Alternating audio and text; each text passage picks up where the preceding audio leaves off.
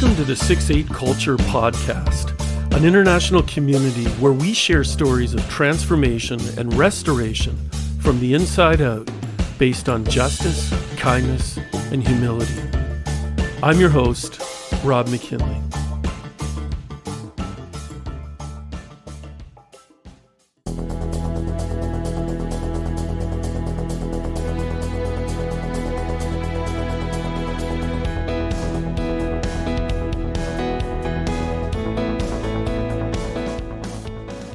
When it comes to injustice, one of the greatest tragedies is that nothing gets done. At times we pass a slogan on through social media, other times we join a protest or sign a petition. These are noble through intent, but too often affect little change, or sometimes have the opposite effect, as people are left with the sense they at least did something. I'm so pleased to welcome a very special guest on today's 6-8 Culture Podcast. His life and passion has been one of justice and advocacy for those who have little to no voice. He left a career as a forensic scientist with the RCMP to dedicate all his energies towards ending child abuse and human trafficking in the country of Cambodia. Dietrich Bonhoeffer said, "We must learn to regard people less in the light of what they do or omit to do, and more in the light of what they suffer." Few countries on this planet has suffered more than the country of Cambodia. This guest's life is a compelling testimony of compassion, advocacy, and in-your-face action to help bring a 6-8 culture to this world. Brian McConaghy, welcome to the 6-8 Culture Podcast. Pleasure to be here. Thank you. Thank you so much for joining us. You and I touched base a few days ago, and we've swam in similar streams for quite some time, but only recently connected.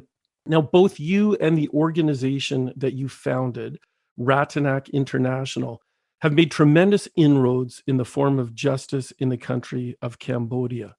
But before we go into that in more detail, I'd just like if you could share a little bit more with us on who you are, who Brian is, and how did you come to be in the place that you are now?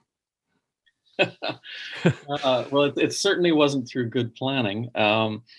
I think so often the best things in life sort of get thrown at us and are often mistakes. And really for me, I never would have dreamed I would be involved in what I'm involved in Cambodia now. And by way of background, I grew up in Belfast in Northern Ireland through the Troubles. So I saw a lot of violence when I was a kid, and I was a dyslexic kid. I was absolutely not the strong kid. I was the one being picked on and bullied, and I was the weak one, the runt of the litter, whatever, with no expectation of being successful in education at all.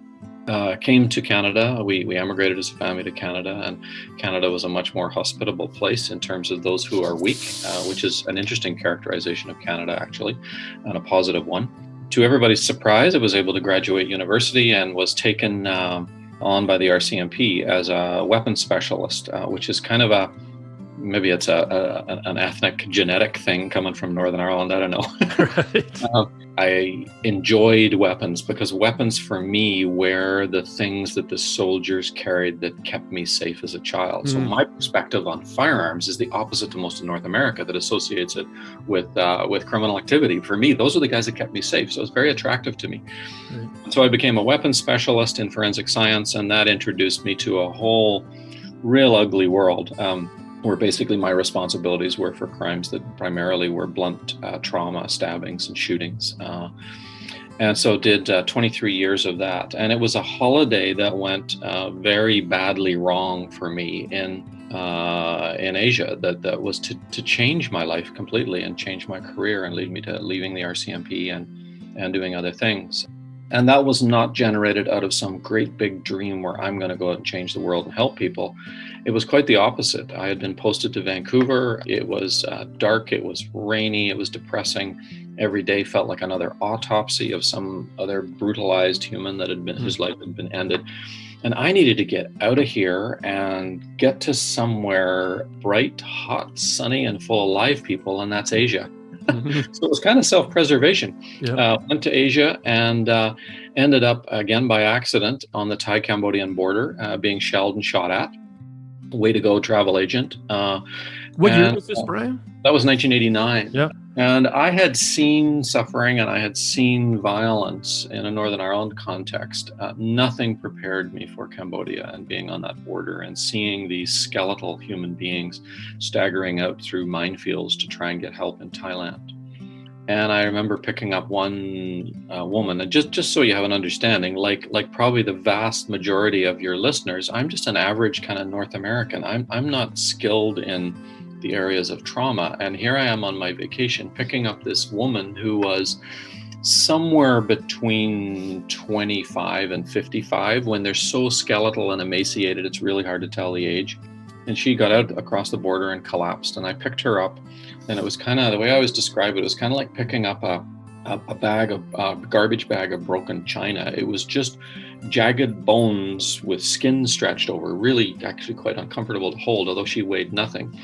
And, there was excrement on her clothing, and there was vomit on their clothing, and there were bugs jumping out of her hair. I mean, she was just this mess and very, very close to dying. And I had the privilege of picking her up and carrying her into a little bamboo hospital for treatment. And that changed everything for me. And of course, there's shells dropping in the middle of all this. I mean, welcome to a holiday. And it changed me. And I realized there's other people suffering a heck of a lot more than what I considered myself to have ever suffered. And I need to do something to help. And of course, it's overwhelming, these big questions. So what do you do? So I didn't really have ideas, but that's where it started. It started about a holiday that kind of went wrong. And I was confronted with what I would describe as real ugly life. Wow. Okay, so if I can go back a little bit, you mentioned that you came here from Northern Ireland as a teen. My grandfather also emigrated from Northern Ireland in County Armagh. Now, this was mid-1970s you came here? 1978 came to Canada. 78, okay. So that was 10 years into the Troubles, I believe, for Northern Ireland. So what kind of things did you see when you mentioned you felt like you were more on the bullied end of things? And I remember as a kid seeing the news in Northern Ireland and just tanks always through Belfast and how dangerous a place it was. Do you attribute some of that in your childhood to where you are now? Oh, completely. Yeah, I think the combination of dyslexia, which was not properly diagnosed or understood, led to me being sort of relegated to a class of children with mental disabilities, a very hard period to go through for me. And I remember my elementary school principal saying, with me sitting right there, saying to my mom, you got to understand, Brian's a lovely little boy, but he's only good for digging ditches. Oh man! And that's where I'm relegated. That's where I'm headed in life. There's no opportunity there. And obviously, I had a somewhat functional brain in there, but just it wasn't being understood. So I was very much the withdrawn kid. I didn't have many friends. That carried right through my education, even in Canada. I don't know the name of one person I went to university with. I didn't have any friends. I went and did my classes because I had to. And so I was very isolated right through my youth, actually. And violence was always present. I could lie in bed in Belfast and listen to, at times, gun battles, listen to the bombs. I would actually frequently choose my route home from school by where the police armored vehicles were, where they were patrolling. I would try and use those routes that were less dangerous for me getting home. And this is a little picture of how a good chunk of the world lives. And it was normalized. We weren't chomping out a way to get out of Northern Ireland. It was our home, and you normalize this stuff. But that violence, I think, and the fact that I was picked on a lot myself and misunderstood, brought me to a fork in the road. And I think there's always a fork in the road when there's struggles in our lives, and we choose to either become compassionate or bitter. It's kind of a choice we make, and right. We can either become withdrawn and angry and frustrated and not very nice people through no faults of our own, just because life's pretty difficult. Or we can choose to develop a heart for those that are like ourselves, that are the underdogs, that are somewhat tormented by life. And I very much developed a soft heart. I was a very soft-hearted kid anyway. Still am very soft-hearted. My dad used to laugh at me with the job I was in because I was the kind of kid that would cry when people were fishing and they'd pull the fish out of the water and hit it over the head, and I'd cry for the rest of the day. It was like so cruel. I just can't deal with that stuff. And yet I ended up in a career dealing with dead people in war zones. Like it's crazy. And yet this is where I ended up, and I can cope with it. But it really does come from a position of weakness and developing a heart for those who I felt in some ways were like me, downtrodden somewhat.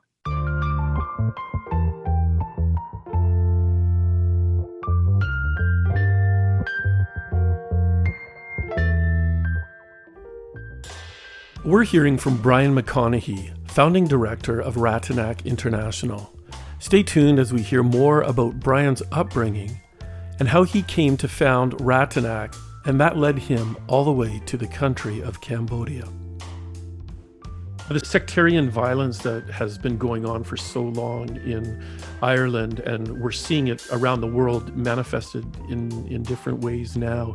It's something that starts with a certain cause. So it was formed between the Catholics and the Protestants, as what they say.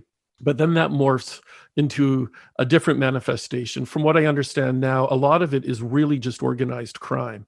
And the Catholic Protestant sectarianism has largely dissipated, but we're seeing a different manifestation, what's going on in the States right now. And from what I understand of what you're saying is that you've taken your life and you've said, rather than getting involved in that, I'm going to, through action, be part of the solution on making this world a more just, more kind, more humble place. Mm-hmm. Yeah, in the Northern Ireland context, it's always labeled as Protestant and Catholic. And a good Catholic will not be blowing people up in restaurants with their kids. A good Protestant will not be blowing up people in restaurants with their kids. It was never really about religion. Because there was a lot of historic injustice between those two communities. It carried on into modern times as an expression of that angst, but it was actually about economy. It was about who had the jobs and who didn't, and there was clearly disparity there between the communities. But it really was economic, and so much of the struggles in our lives in societies is because of economies, and which, if you boil it right down to its most awful form, it's about greed. Those aren't prepared to share with others, and I think we see that so often now in what's happening south of the border in the U.S. The tragedy of what should be a very stable society, given the affluence within that society, and the cracks that are showing up, very major cracks, because of inequality and because people are not treated with dignity. I mean, I'm a Christian. That's my background, and I absolutely believe we all have dignity. We're all made by the same God who places great value on us. It's bizarre to me to think that we can categorize people. But if we allow ourselves to be taught that people in a different community or a different ethnic group are other, they are different from us, it allows us to dehumanize them and treat them in ways we wouldn't treat our own. That's right. And so the call for all of us is to recognize our humanity and recognize there are injustices on all sides. And we need to kind of recognize and be humble, basically, to say, okay, I've got to wear that historically, even though I wasn't there. I need to be gracious towards people that bear those hurts. Even if I don't feel those hurts are justified, I still need to honor that because that is their life experience, and to be a gentle hand and building bridges to them. And that can sometimes be very difficult because we've got to be big enough to get out of our own skin and realize we've got all our own biases, and it's challenging, but it's a very, very good thing to do. Very well said. Now, if I can turn the corner a little bit here, you also mentioned that you were involved with the RCMP as a forensic scientist. Now, our culture has a great fascination in this field of work. Many shows like NCIS, CSI, they're very popular. Can you touch on why this may be, and maybe also embellish a little bit more on some of the own cases that you have worked on, or at least at what you're at liberty to discuss? Yeah, CSI it was kind of the first one to sort of really impact real life. It's a show that I could barely watch. It's just awful in terms of its disconnect with reality. And I remember talking to a guy about it, and he was saying, well, you need to view this as drama. If you view it just as drama and a stage play, it's so much more palatable.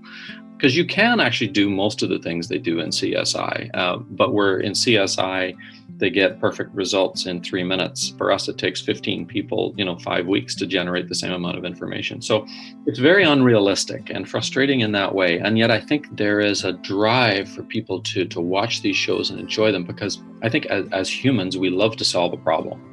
And we also love to put faith in science, and science is the answers for many things. It doesn't have the answer for all of them by any means, but I think we love to have that control, to have that say there is a reason, we can sort this out, and that's a very positive and attractive thing to us. So yeah, there's a lot of interest in forensic science. The real world of forensic science is a whole lot uglier and a whole lot less palatable. You don't smell CSI, fortunately, even though they present gory stuff. It's not like the real thing. The real thing is these are real lives that have been destroyed, and you're looking at the bits and pieces, often literally the bits and pieces of humans. And it's very distasteful. And so it's only now that I've been out of forensic science formally for about 10 years that I look back and realize what a weird existence that was every day. And yet you see the human condition as it really is. All the pretense is stripped away. And you see desperate people making desperate, often really bad decisions with terrible consequences. And it generates, for me anyway, compassion for what has happened to these lives. The individual files themselves were really challenging. My particular job as what they called a firearms and tool mark examiner, I would identify bullets to guns or knives to ribs or axes to skulls or all that kind of stuff. It was fascinating to solve those puzzles. But they were always in the context of tragedy and human tragedy. And that was no more impactful for me than a case, the Willy Pickton case. He was a pig farmer outside of Vancouver here, who, as well as processing pigs, would process women. And he would pick up prostituted young women downtown East Side who were already profoundly victimized by the pimps and the organized crime, et cetera, that had so abused them in prostitution. And he would take them out to the farm and kill and dismember them. And I ended up responsible for his freezer contents, all sort of the heads, the feet, the hands, the burgers. It's horrendous, absolutely horrendous. And yet, growing up in the family I did, I was not exposed to the world of prostitution. And prostitutes, to use that term, which I rarely have ever used, were kind of stupid girls that made bad decisions trying to make a quick buck. That's where they were in my mind. I had no understanding of what a prostituted young woman really was and how she was victimized and manipulated and abused and enslaved until that file. And then in studying some of my victims, some of the young women's heads that I would take out of the freezer each morning and line up, or the fridge, and line them up on my desk as I would forensically process them. I was looking for patterns of behavior to prove that all these women had been killed by one person. So I'm comparing the injuries and the nature of dismemberment, et cetera. And I'm studying these young women to discover how horrendous their lives were. And my heart broke, and it was a whole new education. Again, another accidental thing for me, to discover and develop profound sympathy and compassion for those who are prostituted.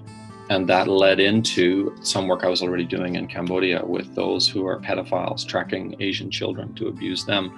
Another even more profoundly disturbing world, even than the world of murder. So yeah, it's all ugly stuff, and yet there's a role for us to bring solutions to those crimes and hopefully bring some good to society through that. Wow.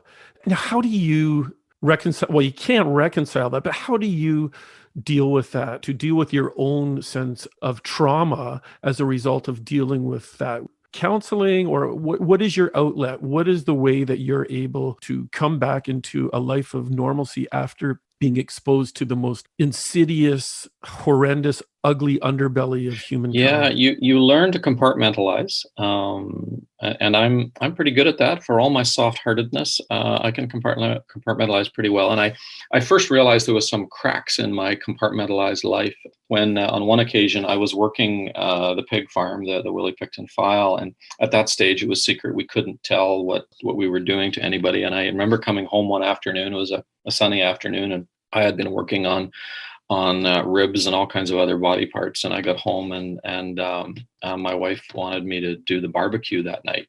And I remember I had real trouble standing by the barbecue. My worlds were switching. I had been working with meat products all day from poor murdered women, and now I'm barbecuing. And it was just, I didn't eat much that night. And I couldn't express that to her. And I realized, okay, this is starting to creep into my normal life. And it only got worse when I started dealing with pedophile investigations, and you're having to view 7, 8, 9-year-olds being sexually assaulted by adults. And it's nothing prepares you for that. There is no trauma like both watching and listening to that and realizing these are real little kids. And so I ended up, at my request, getting regular psych evaluations, and I never had any problem with that from a self-esteem masculinity standpoint. It was like, I need to know if I'm going nuts, because I need somebody to tell me that, because I'm going to be the last one to know otherwise. And so I would get these psych assessments done, and every time I'd be told, no, you're doing fine. You can compartmentalize. And more recently, because I still do that as a matter of ritual for me, that I get checked on, given some of the stuff we're exposed to. I have a psychologist who frequently tells me that I should be suffering from PTSD, and I'm not. And he says that that's a faith issue for me. I firmly believe in justice, and I believe there's a God who brings meaning even to the most horrendous circumstances, and there is ultimately justice, and there's ultimately goodness. And that allows me to cope. And so often we can view kind of a faith as being a crutch, and it's labeled as such. And I view it as quite the opposite. It is the strength that allows me to get involved in stuff and do it now for 30 years that most people would crumble under. So I view it as a tremendous strength rather than a crutch. And that numerous people have said to me, how on earth do you keep going with this? But I see hope, and I see lives restored to joy from horrendous circumstances, even though the context is really negative. And that for me is a faith thing. Wow, very well put. You also were called upon for another very notorious case, the one of Christopher Neal, aka Swirl Face. And are you able to touch on a few of the details on how that came about to be solved? Yeah, that came about by, or as a result, ultimately, of the pig farm, because getting exposed to all these murdered and dismembered young women from Vancouver, I was working on a task force I was RCMP, and this was a joint task force with the Vancouver City Police. So I was working shoulder to shoulder with the VPD, and they came across another file where this guy had been going to Southeast Asia. He was torturing downtown Eastside women, literal torture, and videoing his torture sessions. But in amongst the videos, there were also little children being abused, and they were Asian. And so because they knew I was doing charity work in Cambodia, they came to me and they said, would you mind looking at these tapes and seeing where these kids are from? Can you identify the country? And there was no tourist shots. These were all videos inside rape cubicles. So just the ceiling fans, the furniture, whatever, and the kids. And that was my first exposure to that kind of crime. And I had no idea what I was letting myself in for. I had 2 Cambodian adopted kids of my own. So this was a pretty raw nerve issue to watch these videos. But we ended up identifying, it became very clear actually that those kids were in Cambodia. And we ended up setting up an investigational team, and we went over to Cambodia and we did Canada's first international file of that kind, where we used brand new extraterritorial legislation to convict him for assaults against children in Cambodia. So once you've done it once, and you've exercised those laws for the first time, and you've set precedent, then you become the go-to guy to call, which is not necessarily where you want to be. Right. Yeah. Because you do get calls over pretty ugly files. And of course, very quickly in that process, I was alerted to Chris Neal, because he was putting all these pictures up of little boys he was abusing, and he would swirl his face. And anybody who knows anything about Photoshop means you can deswirl a face pretty quick. It doesn't take that long. And his identity was determined. And then we knew it was a Canadian guy, and then we were after him. And so that file is a very long file for me, because that actually went from my RCMP career. The RCMP, basically, because of a whole bunch of international issues and technicalities, did not pursue that file.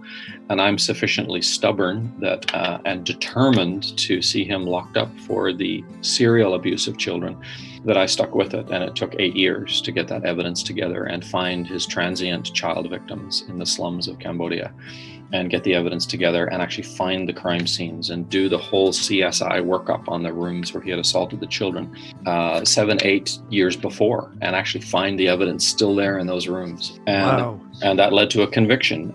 And that was an incredibly difficult file, but incredibly rewarding to realize that if you stick at it long enough and hard enough, there can be success. And again, if dyslexia and some of the difficulties of my childhood pay off for me, it's now with that kind of tenacity. I'm inclined to sink my teeth into stuff and not let go, even when people are saying you can't do this, and this is overwhelming, and there's no way you can solve this problem. It's never been done before. Yeah, that's never been something to dissuade me. So I kept going, and we got a conviction on Chris Neal. There's been others, so it's exciting in that way. That's an incredible story. And Brian, thank you so much for your work in that. It's just amazing the power of one person saying yes and the effect that you can have on shifting the scales of justice. You founded Ratanak International.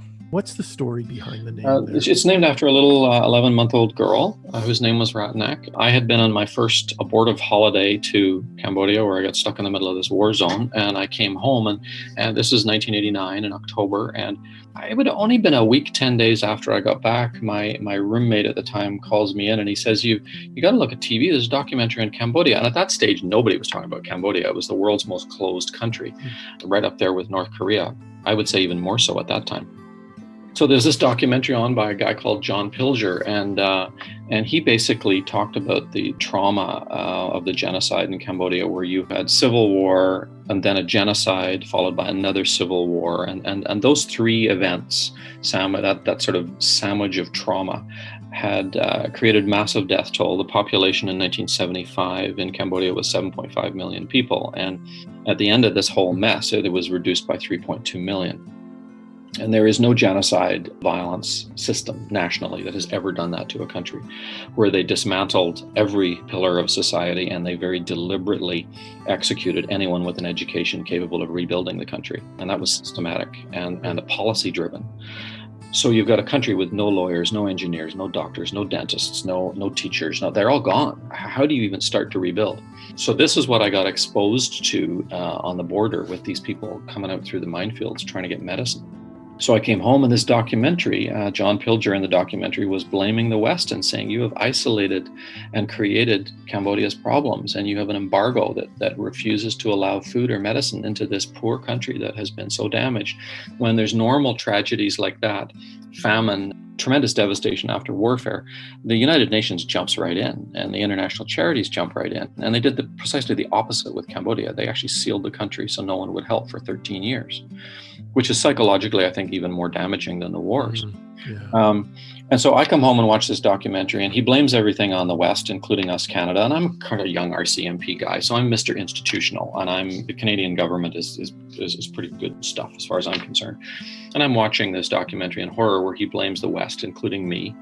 And he films a little girl named Ratanak dying in that documentary. And there was something about this kid. She was so charismatic. She had such fight in her as she fought for her life, and would lose minutes after that filming. But anyway, I'm annoyed at the documentary, and being Irish and being stubborn and being who I am, I figured I've got to phone pick with this documentary producer, whoever he is. I didn't know who he was, so I waited till the credits came up at the end, and his name John Pilger, and he had an English accent. So it's like 8 o'clock, 10 o'clock, whatever it was at night, and I called Directory Assistance London because he's got an English accent. I said, I want to talk to John Pilger. And they kind of said, well, are you nuts? How many J. Pilgers do you want?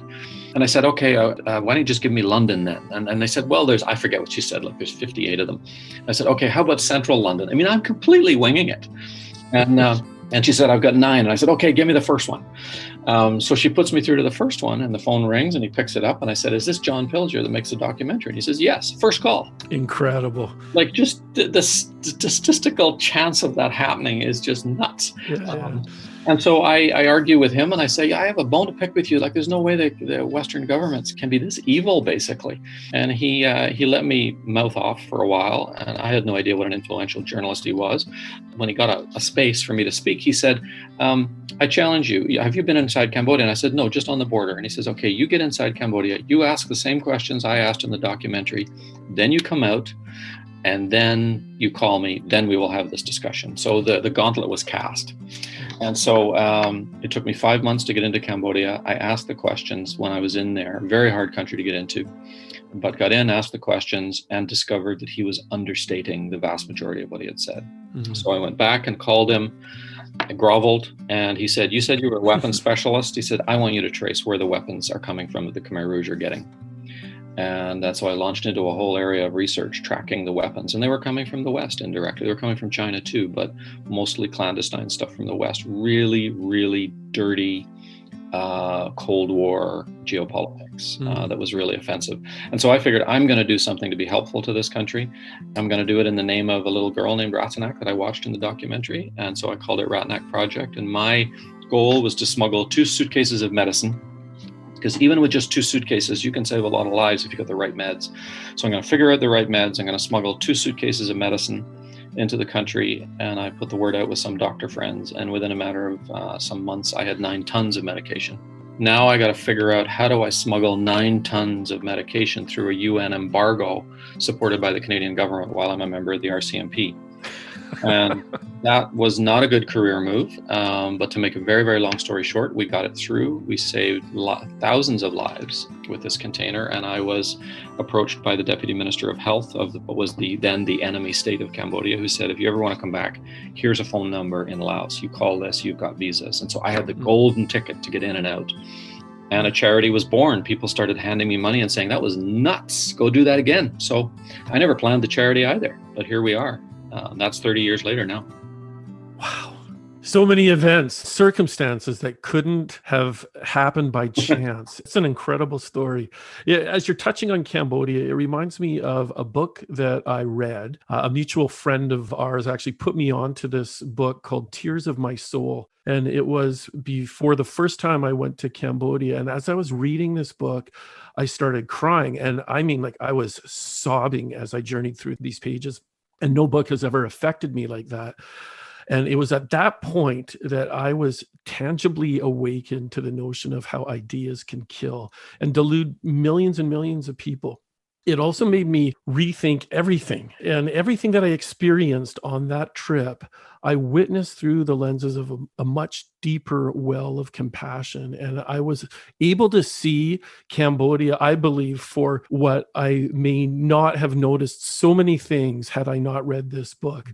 So on that line, do you have any recommendations of books or films that can create such an awakening for someone who has not yet been to the country or has been to the country that really doesn't have maybe as deep an understanding of the geopolitical nature and history of Cambodia? Yeah, well, a recommendation would be that book. Yeah, Rex is a wonderful guy. It's by Sorexa Him, and it's Tears of My Soul. There's another book, Tears of My Soul, written by a lady. Where's that from? I think it's North Korea. So just if you're searching it on the internet, there's 2 different ones. So you're definitely after the one about Cambodia. That is one. Another one is The Stones Cry Out. It's a child's experience of the killing fields.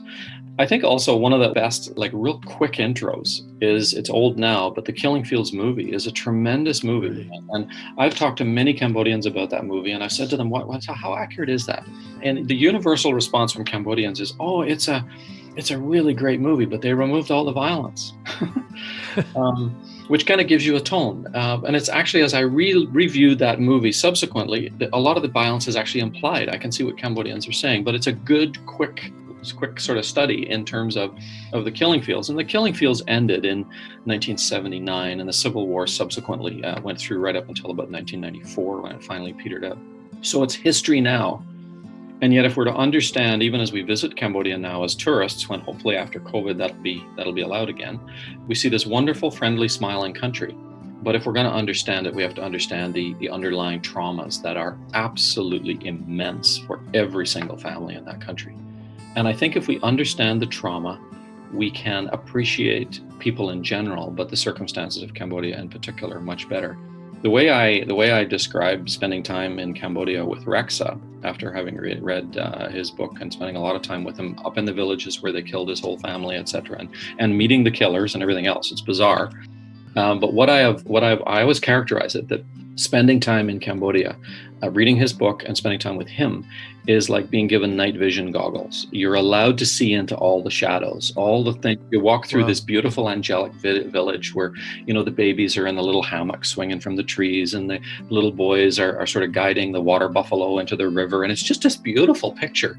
But with walking with Rexa and reading his book, you see into the darkness, the shadows. There was one lady I remember, old lady with only a few teeth left, with this white hair. And she was sitting on the ground outside her little wood house.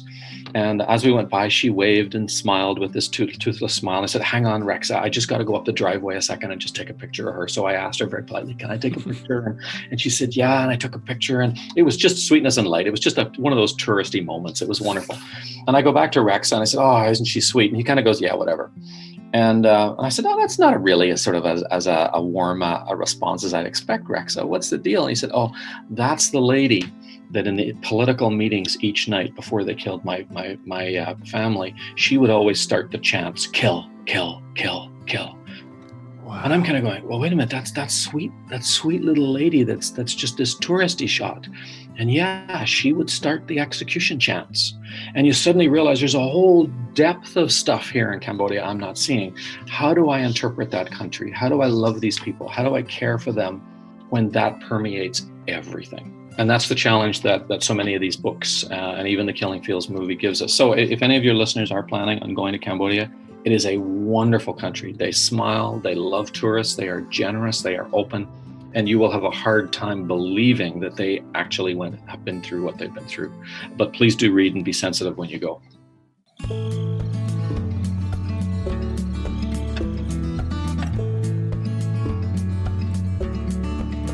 We've been hearing some riveting and inspiring stories from Brian McConaghy of Ratanak International. Join us next time for part 2, where we hear more from Brian and his prodigious journey of justice, kindness, and humility. This is Rob McKinley signing out for the 6/8 Culture Podcast.